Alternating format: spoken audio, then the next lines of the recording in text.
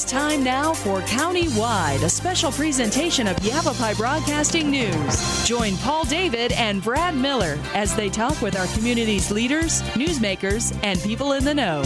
You'll hear about the hot topics that affect all our lives here in Yavapai County. And now, here's today's County-Wide. Welcome to County-Wide. I'm Paul David. Good to have you in studio today. If you remember last month we talked with Prescott National Forest to get kind of a current conditions because we're concerned about the wildfire season this year due to the fact it's been so dry this winter, and it's been a dry spring so far. And so today we've got the Coconino National Forest in studio with us today. Russ, Copp, and Brady Smith back in studio. Good to see you guys. Thank you. Thank you. And we're going to get an update from you guys today on several things. We're going to talk about current conditions of forest with you, Russ, I think. Sure. And then we'll talk a little bit about the Schultz Fire area and the tree planting going on this month. A little bit maybe on travel management if we can. And the all so wonderful reminder to take your trash with you when you leave the forest because you guys are not garbage collectors. Yes, that's absolutely true. That is so true. Let's start first. Russ, give us kind of a current condition on the Coconino National Forest. Well, right now, Paul, things are a little better than they were last year with the snow that we had last about 3 weeks ago or so. I just went out the Woody Mountain area yesterday, and we still have a lot of snow on the ground on the north slopes. Out towards the Mogollon Rim, they're just now being able to get to the rim area out to Knoll Lake, and they were still having to break through snow drifts. So things are a little bit wetter this year than they were last year. Good so news. I think we're starting out on a better foot. Right now our predictive services folks are telling us that April is going to be more of a lion than a lamb as opposed to last year. Okay. So I think for the month of April we're looking pretty good. Okay. And then by May we're going to be getting into our normal fire season again. Yeah, at what point do you look at it and you say, okay, now it's time to start looking at fire restrictions? I looked back last year, and apparently campfire and smoking restrictions, just where you can't camp fires and smoking on the Forest Service, started on May 5th. And then restrictions were expanded on June 21st, where you can't have campfires or smoking unless you're in. No, it wasn't even in a campground at that point in time. Yeah, we do it in stages. Stage one, pretty much no smoking, no campfires. Everywhere but developed campsites, and then when we go into stage two, we put the restrictions on the campgrounds as well. So right now we've already started the dialogue. I met with the Prescott, the Kaibab, the Grand Canyon, and obviously the Coconino. We're over in Williams, and we're starting the dialogue on what's coming up into the future, when we're going to start initiating the conference calls between the different partners on what the conditions are on each forest and all of that kind of stuff. There's a plethora of information that we look at before we decide to go into restrictions. We'll probably start initiating those calls about the middle of April, just to get a feel for where everybody is. And then we'll start answering all of the questions that we need to answer on whether or not we want to go in soon, 1 week out or 2 weeks out, that kind of a thing. But we've already started the dialogue. And the Tonto and the Apache Sitgraves are also going to be in on those conference calls this year, so we get a better feel for where they're at. When you go through the forest, is there any particular areas of the Coconino National Forest you guys really take a look at closely? They're used more than others to where you find danger might be more heightened there? Well, on the Coconino, there's basically two different zones, if you will. Okay. The Verde Valley area will dry out sooner than the Ponderosa Pine. The ORV area out in the Cinder Hills, that usually follows right along, maybe a little bit further behind than Verde Valley. But all of our prevention patrols are already starting to be out, the ones that are currently working. This coming Saturday, all of the seasonal workforce is coming on April 8th, and they'll be going through all their critical training for 40 to 80 hours depending. That includes the engines and the hot shots as well. So we're gearing up with personnel right now. That was going to be my next question. What steps have been taken so far this year due to the fact it was a dry winter, right? We talked with the National Weather Service, and they were saying, yeah, we got a lot of snow, but the snow seemed to be kind of a dry snow. George Howard was talking about how it stacked nice, but once the sun hit it, it just vaporized pretty much. So do we have staff? We've got staff coming on then for this. Oh yeah, yeah.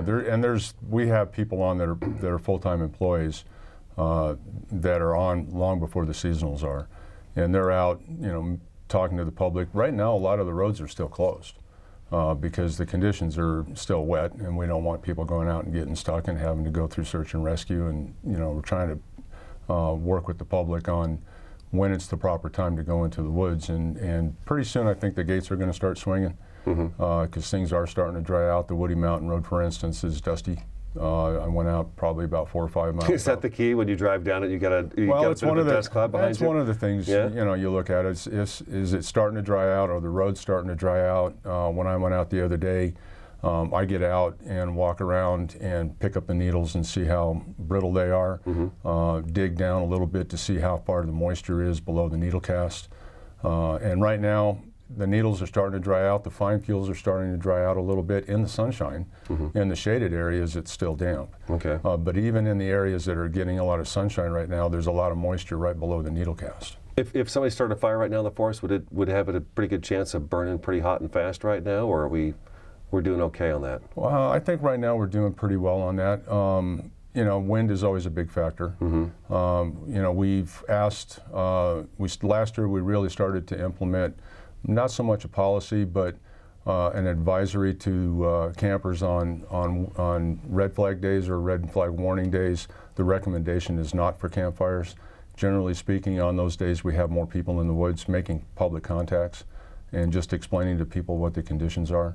But on a non-windy day, if we get a fire start right now, it probably wouldn't spread very fast at all. It would be surface fire. It wouldn't be getting into the trees. Nevertheless, everyone needs to be careful. What about our fire watch towers? Are those manned yet, or they not will yet? be probably in about another 10 days to 2 weeks. We'll start having people up. Right now, the problem is getting them to the lookouts, because on the Mogollon Rim, you can't even get to Baker Butte, you can't get to Hutch, and the roads are still muddy going into the lookouts over on Turkey Butte, East Pocket area, so they can't even really get to their towers right now.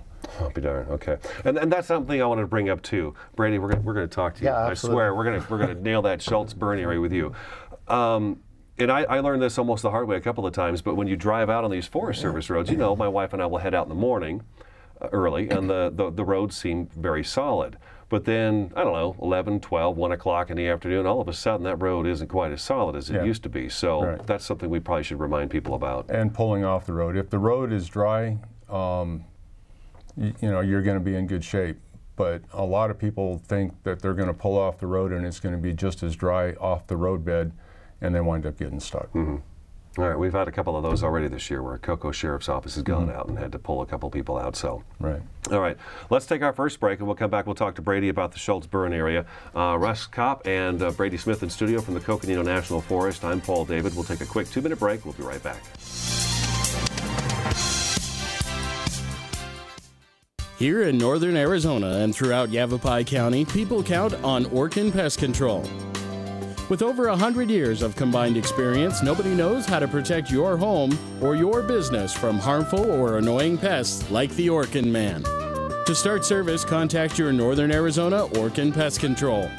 In the Verde Valley, call 567-5100 or Orkin Pest Control in the Prescott area at 775-8772.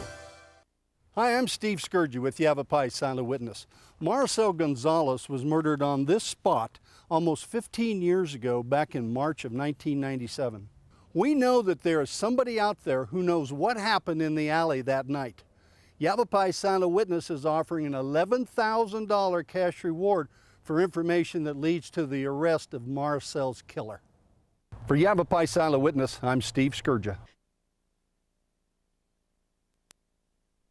Care Bear Childcare has the right childcare for your family because families today have so many needs. They have great hours, 5:30 a.m. to 6 p.m., and they're open on Saturdays. Care Bears features infant and toddler programs and also have preschool, before and after school care with transportation to most schools, and they even provide all the meals. Care Bear Childcare Center, behind the House of Ruth on North 12th Street, Cottonwood. Call 634-9613. A DES contract provider. Hi, this is Fire Marshal Rick Contreras with the Cottonwood Fire Department. Do you have adequate defensible space around your home? Fire safety begins by cutting all weeds, brush, and dried vegetation around your property. Proper clearance of 30 to 50 feet dramatically increases your chances of your home surviving a fire. Create a clean zone by removing all flammable vegetation around your property. For more information, contact the Cottonwood Fire Department.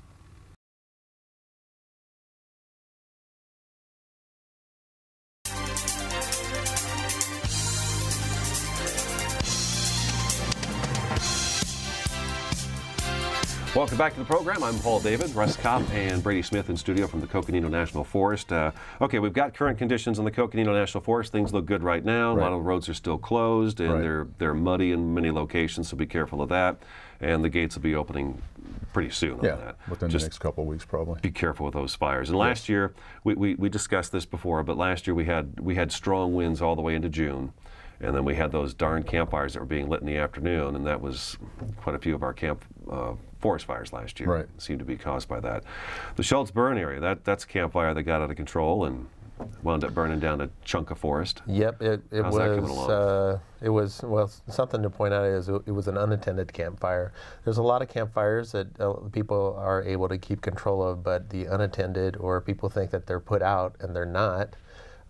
They might appear to be put out, but one ember in dry conditions or windy conditions can kick it off, and that's what happened in the Schultz area. So I think you can look at it the same way we tell people during the winter months, that when you have a fire in your fireplace, when you get the ashes out of that fireplace, you got to put them in a metal container. I don't know how many people put them in a plastic container or a cardboard box container, and then they set it right next to their house, and then poof, it all goes up. So make sure the fires are out.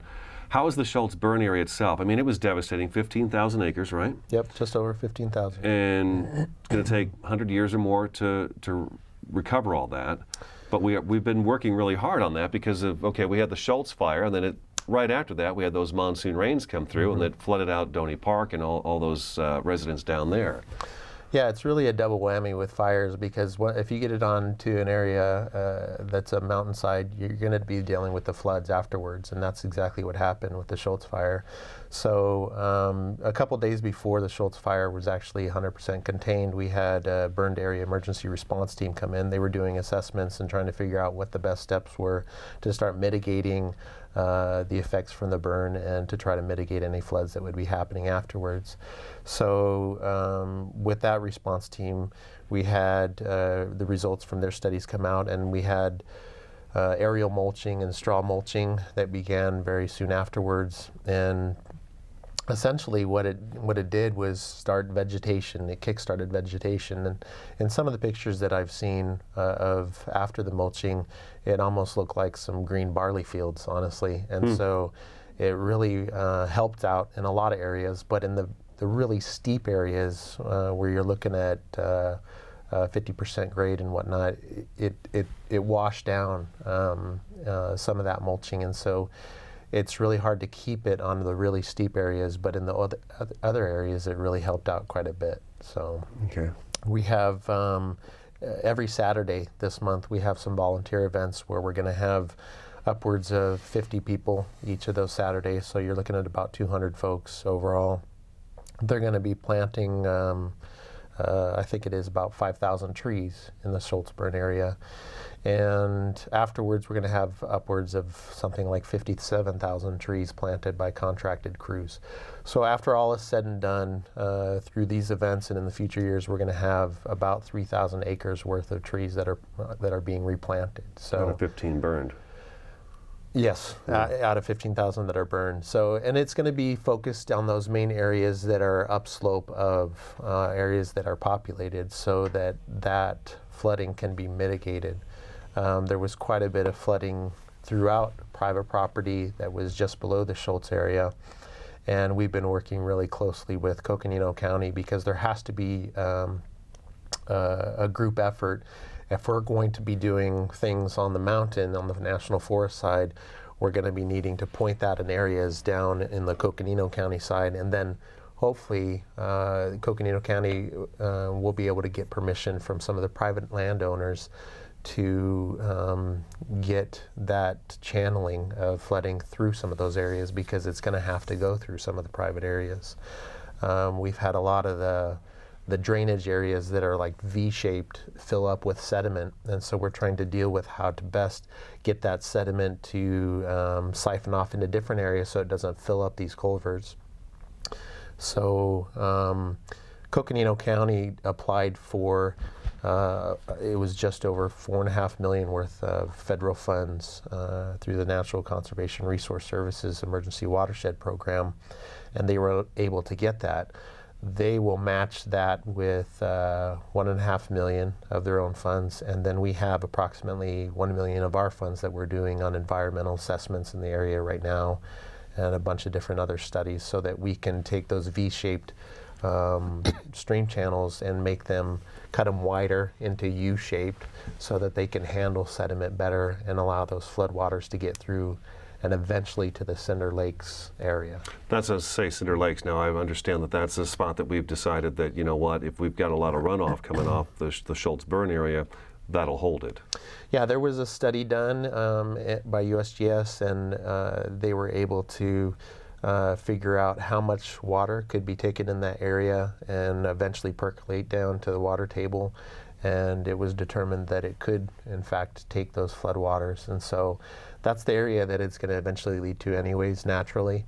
So we just wanted to make sure that once those floodwaters did hit that area, that we weren't going to be running into a problem where it's flooding out the landfill that's adjacent to it. So we have built some berms to protect it, to keep it from going into the landfill and flooding that out.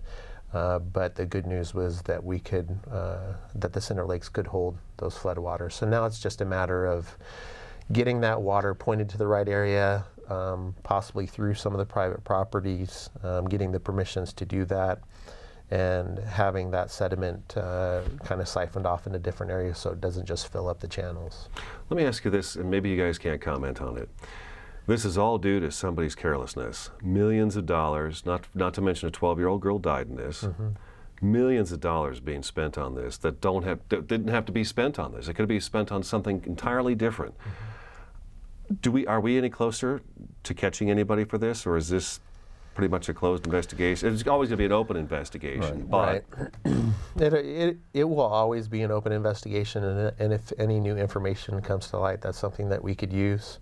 I've talked with our law enforcement officer shortly after the Schultz fire, and you know, typically you get your best leads shortly after the event, and it's been a time now that's gone. Well, not to mention, top it off, right after the fire we had monsoons, which would have washed a ton of stuff away too if there was evidence laying around up there. And something that I really like to point out is that, you know, a lot of people will say, well, this wouldn't have happened if we would have been in fire restrictions. Who's to say? You know, you can really never know, but we always have a standing order on our forest, which is to never leave a campfire unattended. That's something that's always on the books, and always it's enforced, and a rule. Whether or not people follow rules is a whole different subject. Even if we would have had a campfire restriction, maybe it wouldn't have happened, maybe it would have, we don't know. But one of the rules we always have on our national forest is that you don't leave a campfire unattended, and that rule was broken anyway. So. All right, let's take another break. The number to call, 527-3600, will get you in touch with the Coconino National Forest for more information about those tree plantings that are taking place in the Schultz Burn area. It's taking place every Saturday this month. I'm Paul David. We got Russ, Copp, and Brady Smith in studio today. Stick around, Countywide, back in a couple minutes.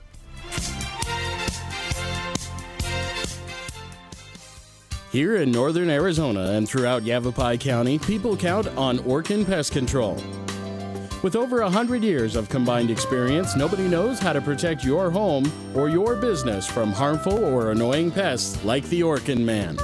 To start service, contact your Northern Arizona Orkin Pest Control.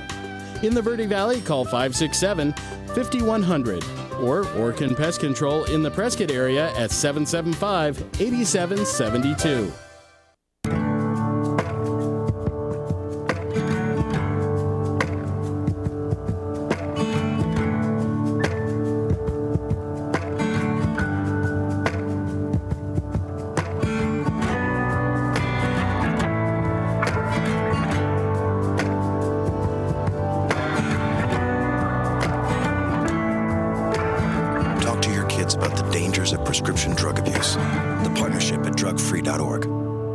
Contreras with the Cottonwood Fire Department.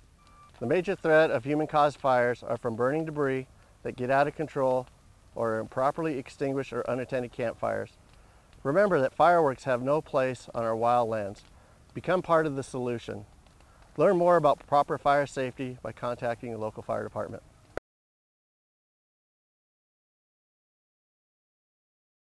Care Bear Childcare has the right childcare for your family because families today have so many needs. They have great hours, 5:30 a.m. to 6 p.m., and they're open on Saturdays. Care Bears features infant and toddler programs and also have preschool, before and after school care with transportation to most schools, and they even provide all the meals. Care Bear Childcare Center, behind the House of Ruth on North 12th Street, Cottonwood. Call 634-9613, a DES contract provider.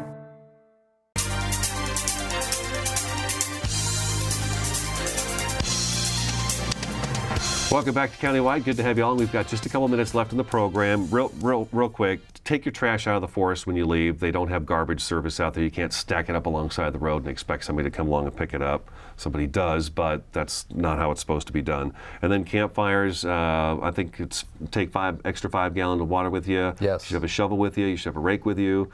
Pour it on there, stir it, feel it if it's hot. Do it again until it's not hot anymore. Mm-hmm. The travel management, I had a guy say, hey, have you heard this? And he said that, I heard that from now on when you go camping on the Coconino National Forest, you can't be any more than 30 feet off the road. And then Brady said... That's a yes and a no. We have camping corridors which are scattered throughout the forest, and that will be evident on our motor vehicle use maps that are free that you'll get at each district. They're available now. They are in the middle of printing. Okay. And so they'll be available at the very end of April. Okay. And then this will be implemented May 1st. Okay. So with the camping corridors, you can take your vehicle up to 300 feet off the road in those camping corridors. Everywhere else, you can take your vehicle up to 30 feet off the road. And I just need to stress it's motorized vehicles. It's not you, it's not your horse, it's not your bicycle. It's just your vehicle. And that's done so that we can keep from damaging riparian areas and keeping our natural resources intact. But you can park up to 300 feet in those camping corridors and then 30 feet elsewhere. So there's been a lot of confusions about this. Every national forest has little tweaks here and there to the rules. But every national forest has been mandated by the Forest Service and the USDA to implement the travel management rule. And I know the Prescott has implemented theirs now for 2 years. Every year there will be probably changes to the map because it's going to be dependent upon public needs and public input. So I guess the best thing to do is to stop by the Forest Service office and the forest you're going to be going into and picking one of those up. The other thing I heard, and we got about a minute left, is that if I'm driving down a main Forest Service road and I see a Forest Service road here that maybe doesn't have a marker, and I go back in there and I park and I camp and you guys come along and find me back there and I'm not supposed to be on this road, then I'm going to be cited. Well, it's going to be case dependent, and our law enforcement officers aren't going to just automatically ticket people because they want to. It's going to be largely very much educational that first year because people aren't going to know about it until they hear about it. But something I want to make sure I mention is that every road on the forest will be numbered. If that numbered road is not on the map, then it is closed. Okay. So the key is to see if it's on the map or not. All right, and those come out end of April. It goes into effect on May 1st. Right. Correct. Russ Copp, Brady Smith, thanks for coming in. Thanks for having me. I think we'll be me. talking to you again before summer's over. Thank you. All right, take care. That's Countywide. We'll talk to you again next time.